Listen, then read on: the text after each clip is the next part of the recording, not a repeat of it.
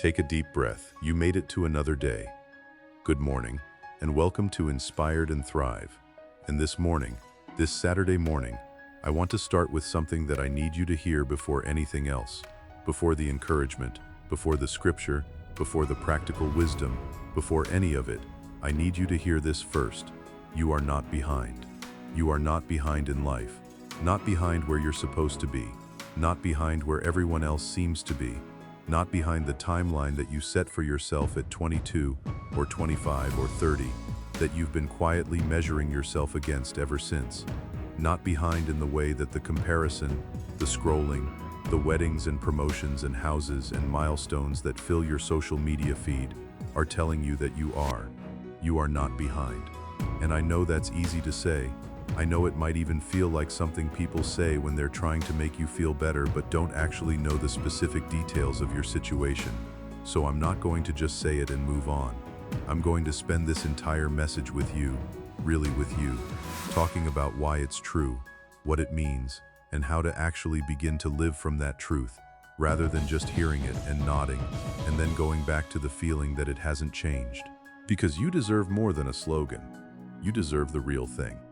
So let's do this together. Take one more breath, a real one. Let your shoulders come down from wherever they've climbed. Let your jaw unclench, let your chest open, and let me speak to the real you this morning.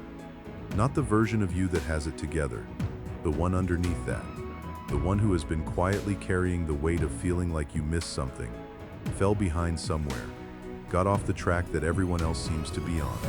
That version of you is welcome here. That is exactly who I'm talking to this morning.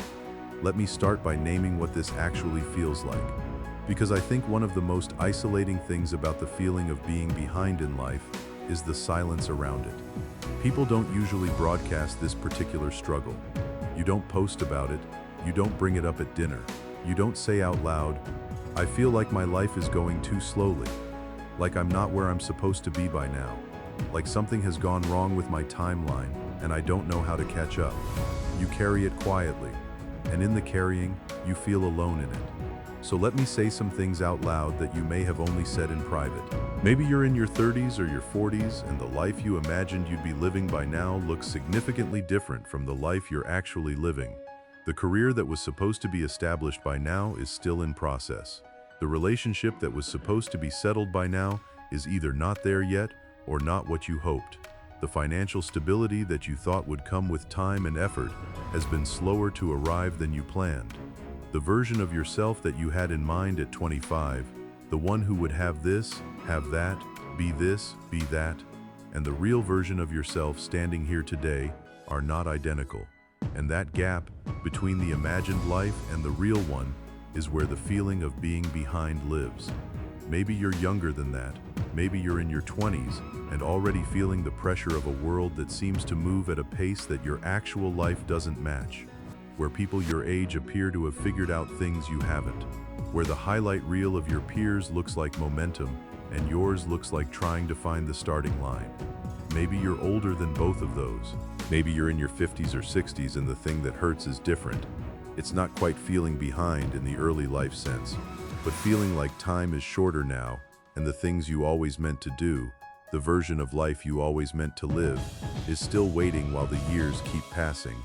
The feeling that the window may be closing, that it may be too late, that the season for certain things may have passed. Every age has its own version of feeling behind, and every version is painful. Every version carries the same essential wound, the sense that your life is not moving at the pace it should, that you are somehow on the wrong side of where you ought to be, that there is a right timeline, and you have fallen behind it. I want to talk about that wound this morning. Let me also talk about some of the specific things that feed this feeling, because it doesn't just arrive from nowhere. It has causes, triggers, things that activate it and keep it running. The first and most powerful one in our current world is comparison. We have never lived in a time when comparison was easier or more constant. The mechanisms that were built to help us connect with each other have also become extraordinarily efficient machines for comparison. Every scroll through a feed is a rapid-fire survey of other people's curated highlights. The engagement announcement, the promotion, the new house, the business milestone. The baby, the vacation, the body transformation, the success story, all of it real, all of it true in the lives of the people posting it, and none of it the full picture. But we don't receive it as partial information. We receive it as evidence. Our brains, operating on the oldest comparison software known to humanity, take those highlights and measure them against the full complicated reality of our own lives. And that comparison is never fair. It is structurally impossible for it to be fair, because we are comparing our behind the scenes to their highlight reel, our Monday morning to their Saturday afternoon, our private struggles to their public victories. The comparison is rigged. It will always make you feel behind because it was never measuring the same things. And yet we keep doing it. We scroll, we compare, we feel behind, we scroll more. The second thing that feeds this feeling is the invisible timeline. Most of us are carrying around, somewhere in the back of our minds, a rough schedule of how life is supposed to go, a loose curriculum of milestones that, if completed in approximately the right order at approximately the right time, constitutes a successful life. Graduate school by this age, established career by that age, relationship by this age, financial stability by that age, and so on. Where did this timeline come from? Some of it came from your family, from the implicit expectations of people who love you about what a successful life looks like and when it should happen. Some of it came from your culture, from the stories and images and norms that surrounded you growing up.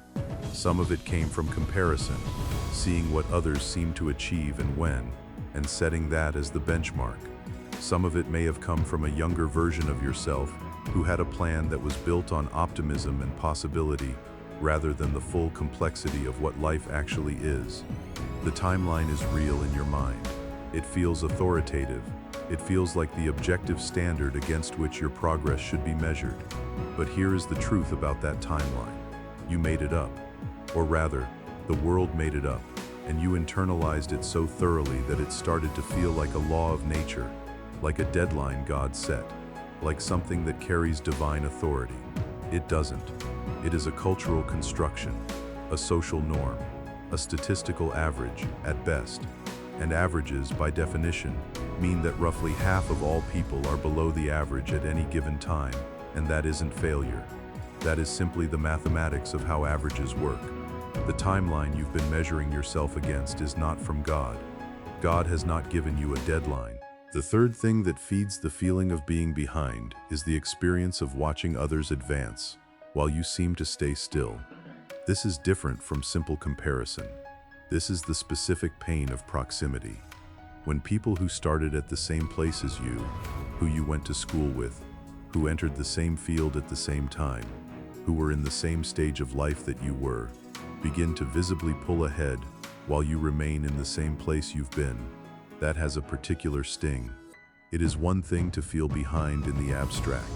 It is another thing to watch someone from your same starting point cross a finish line that you are still running toward. The colleague who gets the promotion you've been working toward.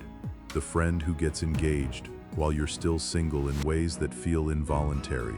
The peer who launches the business and it takes off while yours is still struggling to find traction.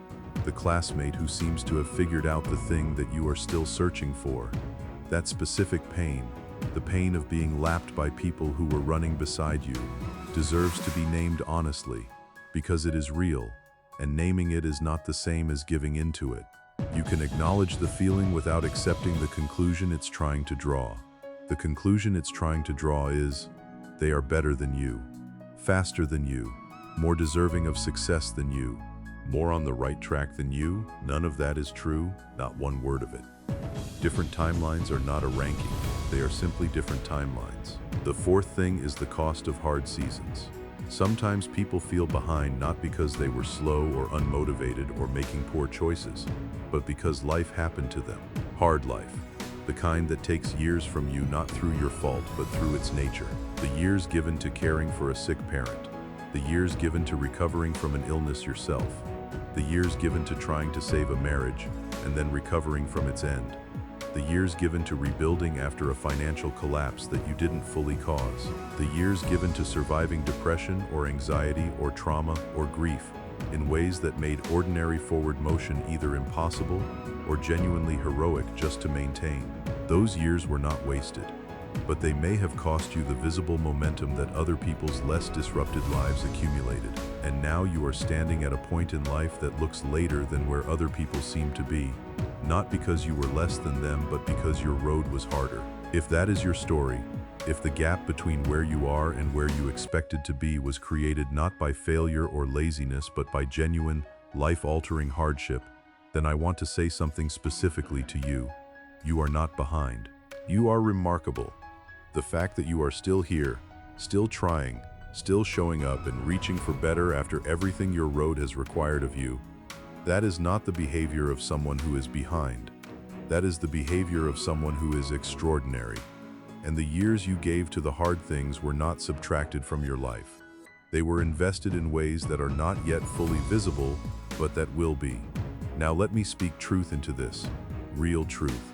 Not feel-good slogans. Not things that sound nice but don't hold up when the feeling comes back at 2 in the morning. Actual, grounded, life-tested, God-rooted truth. The first truth. There is no universal timeline for a meaningful life. Not in scripture, not in nature, not in the actual evidence of human lives when you look at them fully, and not just at the highlight parts. Moses was 80 years old when God called him to the work that his name is remembered for. 80. By most reasonable cultural timelines, his best years were far behind him. He had a past that included failure, exile, and 40 years of doing something entirely different from what he was built for. And yet the defining chapter of his life, the one that shaped the faith of billions of people across thousands of years, that chapter was just beginning at 80. Abraham was 75 when God said go. He was 100 when the son of promise was finally born. Joseph was 17 when he had the dream, and 30 when he stepped into its fulfillment. 13 years of pit and prison between the promise and the palace. 13 years that looked, from the outside, like his life had gone comprehensively wrong. Ruth was a widowed immigrant starting completely over in a foreign country, at a point in life when, by every cultural measurement of her time, her window for a good life had closed. And yet the love story, the restoration, the legacy, all of it was ahead. The Bible is a comprehensive demolition of the idea that there is a right timeline for a meaningful life. Story after story after story of people whose most significant chapters came later than expected, whose defining moments came after devastating delays, whose greatest contributions came after their greatest setbacks. If there is a timeline in God's economy, it is not ours. The second truth, your path being different is not the same as your path being wrong. This is important enough that I want to spend a moment on it. Different and wrong are not synonyms. Different and worse are not synonyms. Different and behind are not synonyms. Your path may look different from the people around you. It may have taken turns theirs haven't taken. It may have included detours and setbacks and rebuilds that their paths haven't required. It may be producing visible results on a different schedule than theirs. That is not evidence that you are on the wrong path. It may be evidence that your path is simply yours, unique, specifically designed. Not a failed version of someone else's path, but its own complete, specific, God-shaped route to the destination He has in mind for you. The danger of the comparison trap is not just that it makes you feel bad. It is that it can redirect you onto paths that were never meant for you. It can cause you to pursue milestones that belong to someone else's story in an attempt to be on the timeline that your soul is measuring itself against. And there are few things more exhausting or more destabilizing than chasing someone else's path because you've been convinced that yours is insufficient. Your path is not insufficient. Your path is yours.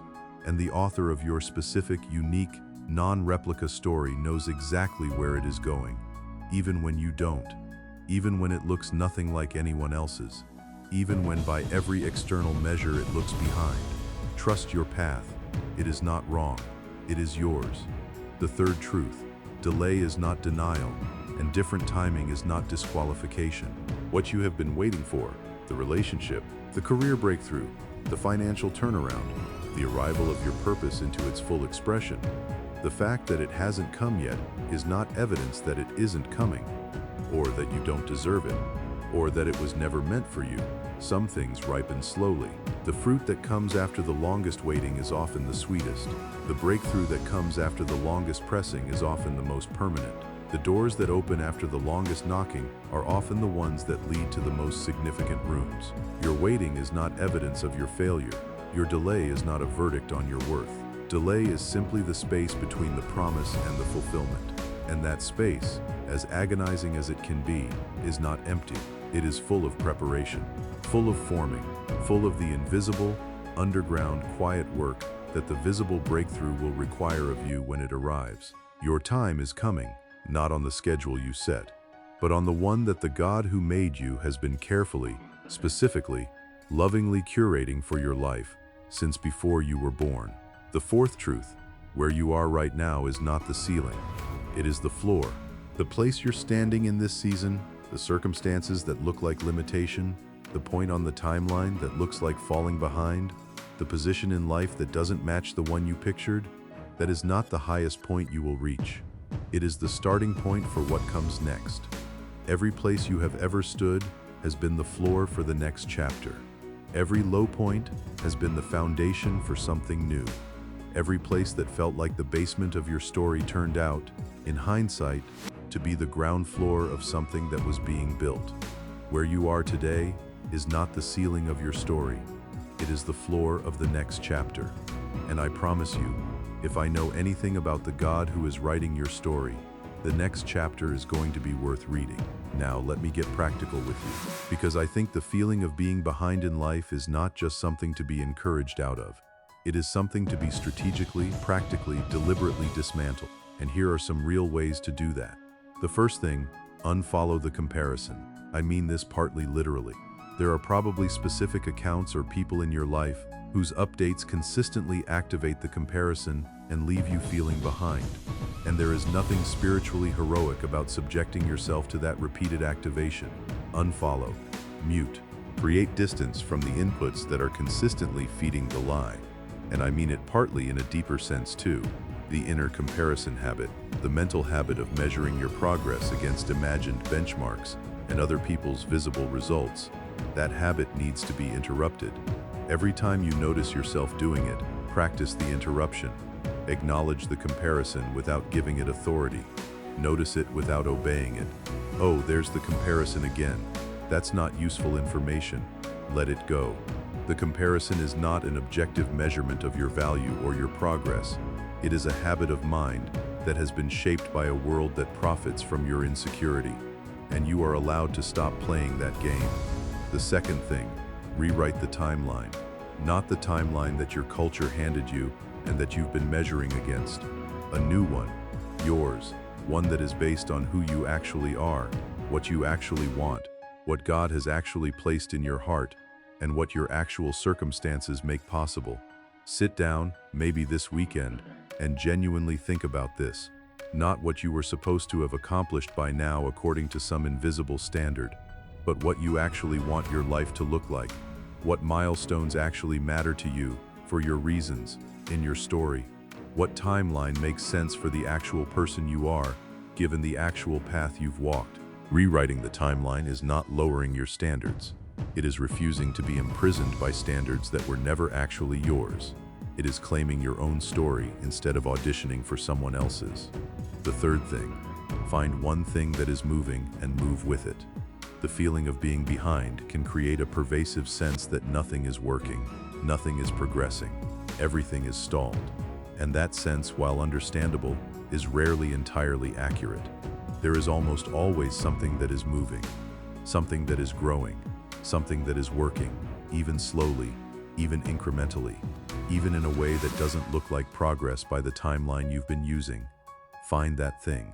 What is the one area of your life right now where something is genuinely moving in the right direction, however slowly?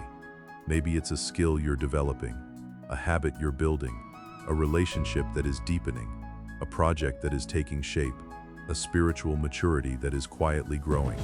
Find it, name it, and give it your primary attention this week. Because the antidote to the feeling that everything is behind is not to fix everything at once. It is to get genuinely, gratefully, attentively engaged with the one thing that is moving. And then let that movement remind you that you are not as stuck as the comparison has been telling you. The fourth thing, stop waiting for the life you imagined to start living the life you have. This one is important, and it's uncomfortable, so let me say it gently but clearly. Sometimes the feeling of being behind is partially fueled by a holding pattern, a decision, conscious or unconscious, to put certain things on hold, to not fully invest in the current chapter because it isn't the chapter you were supposed to be in, to live in a kind of suspended state while you wait for the real life to start.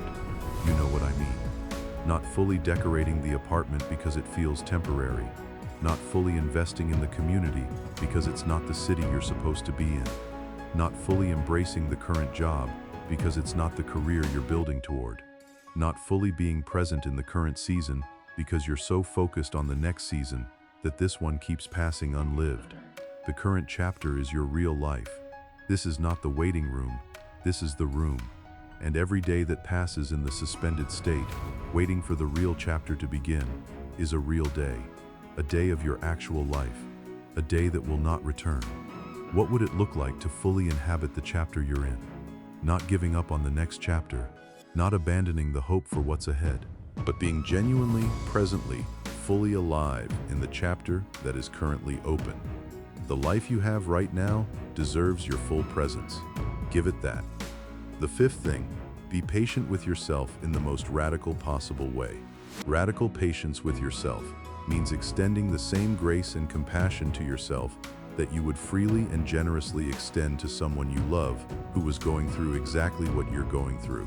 If your best friend came to you and said, "I feel like I'm behind in life, like everyone else is moving forward and I'm standing still, like something is wrong with my timeline," you would not confirm the feeling. You would not say, "Yes, you're right. You are behind. You should have accomplished more by now." You would put your arm around them. You would remind them of everything they've come through. You would speak to the specific, honest, real progress they've made that the feeling of being behind has made invisible to them. You would tell them that they are not behind, that their life is valid and valuable and moving even when it doesn't look like it. Do that for yourself. Be the friend to yourself that you would be to someone else. The radical patience means refusing to treat yourself harshly for living a human life at a human pace. It means forgiving yourself for the places where the path has been slower than you planned. It means choosing, deliberately and repeatedly, to see your own story with the same grace with which you see the stories of the people you love. You deserve that grace. Give it to yourself.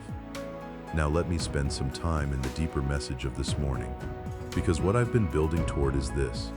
The feeling of being behind in life is not just a practical problem to be solved with better habits and reframed thinking. At its core, it is a spiritual problem.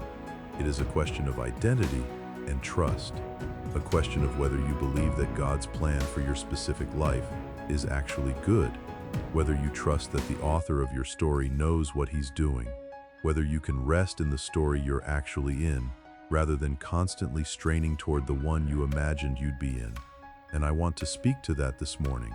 I want to talk about the difference between the life you planned and the life God is writing, because there is almost always a gap, and how you relate to that gap, whether you experience it as failure or as mystery, as evidence that something has gone wrong or as evidence that something is being written that you can't yet see, that relationship shapes everything.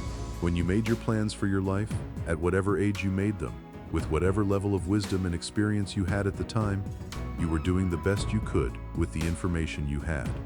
You were imagining a future based on limited knowledge of yourself, limited understanding of what the world would require, limited awareness of the ways life can surprise and challenge and redirect. You planned with partial information. God plans with complete information. He knows who you are at the deepest level, not just who you think you are, or who you were at 22 when you made your plan, but who you are at the core, the complete, irreducible, specific, never been before, never will be again version of you. He knows what you are capable of, that you haven't yet discovered. He knows what you need that you haven't yet learned to ask for. He knows what is ahead that you cannot see. He knows the combination of experiences and seasons and challenges and breakthroughs that will produce the fullest, truest, most alive version of your life. And he has been writing your story with that complete knowledge, which means that the detours were not mistakes. The hard seasons were not evidence of a plan gone wrong. The timeline that looks, to you, like it has been running late, from his perspective, it has been running exactly as it should. I want to talk about something that the feeling of being behind often does that is worth naming. It steals the present. When you are constantly measuring your present moment against a future you haven't arrived at, or a past you wish had gone differently, you lose the present. You are never actually here. You are always somewhere else, ahead of where you are, wishing you were further along, or behind where you are, grieving the gap. And the present, the actual, real, current, happening right now present, is where your life is. Your life is not in the future you're straining toward. It is not in the comparison to the person who seems further along. It is right here, in this Saturday morning, in this breath, in this specific, ordinary, unremarkable from the outside moment that is nonetheless the actual texture of your real and precious and unrepeatable life. The feeling of being behind robs you of your present, and I want to help you reclaim it. You are here, right now, in a life that is genuinely yours, in a story that is genuinely in progress, in a chapter that, even if it is hard, even if it is slower than you planned, even if it is not what you imagined, is your real life, and therefore worthy of your full, present, engaged attention. Come back to the present. Your life is happening here. Let me talk about something practical and spiritual together, and that is the relationship between pace and purpose. One of the reasons some people's lives run on a different timeline than the norm is that they were built for something that requires a longer preparation period. That's not a flaw, that's a feature. The surgeon who graduates at the same age as the accountant didn't fall behind the accountant. They were in a longer preparation for a more demanding assignment. The leader who comes into their authority at 50 rather than 30 wasn't behind the leader who peaked at 35. They were being formed for a weight of responsibility that required more time to build the character and wisdom to carry. The artist whose work finds its audience after decades of honing rather than overnight success wasn't behind the overnight success. They were developing a depth of craft that the overnight success doesn't have. Some things take longer because they are being built for something bigger. Not always. I'm not saying every long road leads somewhere great in the visible sense, but I am saying that the length of the preparation period is not always a sign of failure. Sometimes it is a sign of the scale of what is being prepared. What if your longer road has not been a mistake? What if it has been a preparation? What if the things that have taken longer in your life, the skills developed through more difficulty, the character forged in harder circumstances, the wisdom accumulated through more complex experiences, are exactly what the next chapter of your life will require? What if you are not behind the schedule, but on a different, longer, more demanding schedule that is building something you cannot yet fully see? I want to say something about starting over, because some of the people who feel most acutely behind in life are the ones who have had to start over, not once, but twice, maybe 3 times. People for whom life did not build in a straight line, but in a series of begins-agains. After the marriage ended, after the business failed, after the health crisis reshaped everything, after the career path closed and a new one had to be found, after the loss that reorganized the entire landscape of what life is and what matters. Starting over feels like going backward. It feels like returning to the beginning when everyone else is at the middle or the end. It feels like losing ground, losing time, losing the sense of accumulated progress that is supposed to be what a life builds as it goes. But starting over is not going backward. Starting over is an act of extraordinary courage. It is the decision that the future is worth rebuilding for, that the version of life that is possible on the other side of the loss or the failure or the collapse is worth the humility and the effort of beginning again.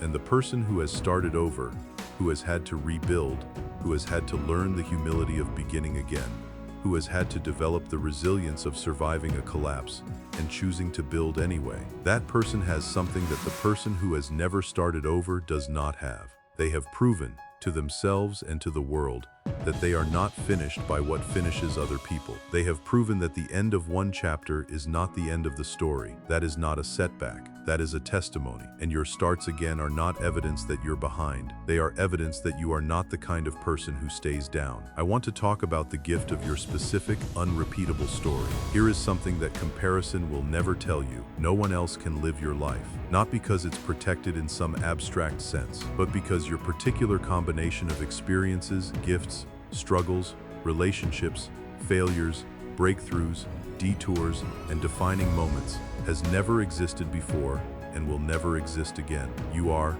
in the fullest possible sense, one of a kind. The life you have lived, including every part of it that the comparison has been telling you is insufficient, has produced a version of you that is singular, a depth of character, a quality of understanding, a specific kind of knowing that only comes from the road you have walked. That is not behind. That is irreplaceable. The experiences that have made you who you are cannot be replicated by someone who took an easier or faster road. The compassion you have for people in hard places because you have been in hard places cannot be faked or learned in a classroom. The faith you have, the kind that has been tested, that has survived its doubts, that has been pressed against real circumstances and held, that is worth more than the untested faith of someone whose road has been smooth. You are not behind. You are specifically, irreplaceably, unrepeatable you, and the world needs exactly that. Not a faster version of you, not a you who matched someone else's timeline. You, the real one, the one that your actual road has produced. Now I want to speak something over you, not in the form of a prayer today, though prayer is always welcome and available, but in the form of a direct, honest, personal word spoken from one human being to another, from someone who believes in you to someone who needs to be believed in this Saturday morning. You are not behind. You are on your road, your specific, God-designed, purposefully routed road. And while it may not look like the road you planned, and while it may not match the roads around you, it is leading somewhere. It has been leading somewhere all along. Every step of it, including the detours, including the hard parts, including the seasons that looked like they were taking you backward, has been part of a route that is heading somewhere real. You have not wasted your years. The years you spent caring for other people, those were years of love and service that have weight in the ledger of what a life is worth. The years you spent recovering from hard things, those were years of survival and growth that built something in you that nothing else could have built. The years you spent in the wrong job, the wrong relationship, the wrong city, figuring out what wasn't right, those were years of learning that are part of the wisdom you now carry. The years you spent trying things that didn't work, those were years of courage and research that no amount of planning could have replaced. None of it was wasted. All of it was your life. Your real, meaningful, purposeful, going somewhere life. And the chapters ahead, the ones that are still unwritten, the ones being prepared right now in the invisible space between where you are and where you're going, those chapters are going to make use of everything the previous chapters built. You are not behind. You are exactly where your story has you. And your story is going somewhere beautiful. You may be wondering what to do with all of this, what the practical application of this message is for your actual Saturday. So let me give you something specific. Today, I want to invite you to do one thing. Write down, somewhere, on anything, even in the Notes app on your phone, 3 things about your story that you are genuinely, honestly grateful for. Not things you're supposed to be grateful for. 3 real things. 3 specific things about your particular path that have produced something good. Maybe it's the compassion you have because of the hard things. Maybe it's the friendships you've built along your particular road. Maybe it's a specific skill or quality in yourself that only came through a specific difficulty. Maybe it's simply the fact that you're still here, still going, still choosing this instead of the alternative. 3 things, real ones, specific to your story. That practice of finding the gift in the specific shape your life has taken is one of the most powerful antidotes to the feeling of being behind that I know of. because it takes the very thing that comparison is using as evidence against you, the unconventional road, the slower timeline, the different path, and reclaims it as something with value, with gift, with purpose. Your story has produced things that the comparison story never could. Find them, name them, hold them, and let them be the foundation of the expectation you carry into the rest of this week. Now let me speak these words over you. Say them with me, with the quiet confidence of someone who is beginning to believe that their road, the real one, the actual one, the messy and complicated and longer than expected and different from what was planned one, is not behind the right road. It is the right road. Say this with confidence. I will not give up. Not on my story. Not on my timeline. Not on the version of my life that God has been writing even in the seasons that looked like nothing was being written. I will not give up on myself. I will not give up on the dream. I will not give up on the God who has been faithful through every chapter that has already been written and who is faithful still. My situation will change. The season that feels stuck is not the permanent season. The pace that feels slow is not the permanent pace. The chapter that has felt hard is not the final chapter. Change is coming, not according to my timeline, but according to God's. And His timing is not late. His timing is exactly right. Better days are ahead, not behind me in some golden past that I've already missed. Ahead, in front, coming toward me, being prepared for me. I am walking toward better days, and they are walking toward me, and we are going to meet somewhere on the road ahead. I am stronger than my challenges. The challenges of my particular road have not crushed me. They have been forming me, testing me, making me into the person that the next chapter will require. I am stronger than I was at the beginning of this road, stronger than I was a year ago, stronger for every hard thing I have survived. And that strength is mine. My future is bright, not in spite of the road I've walked, partly because of it. The brightness of my future has been polished by the friction of my journey, and the person I am becoming, shaped by my specific path, formed by my particular experiences, built by the very things that the comparison said were making me behind. That person is walking toward a future that is genuinely, specifically, God-designed bright. My future is bright, and I believe that today. One last thing before I close this morning. One question, honest and simple. What is one thing about your specific story, one part of your unconventional, different than expected, longer than planned path, that you are ready to stop seeing as a liability and start seeing as a gift? Think about it. Be specific. Name the thing that comparison has been using as evidence that you're behind, and ask yourself, what did that thing actually produce in me? What did it build? What did it give me that the easier road wouldn't have? Find the gift in the path, and let that gift be the thing you carry into next week. Not the comparison, not the timeline, not the measurement against where you think you should be. The gift, your specific, irreplaceable, only comes from your road gift. That is what you bring into the world. That is what your story is producing, and it is worth more than you know. Stay strong, stay hopeful, keep moving forward. See you tomorrow.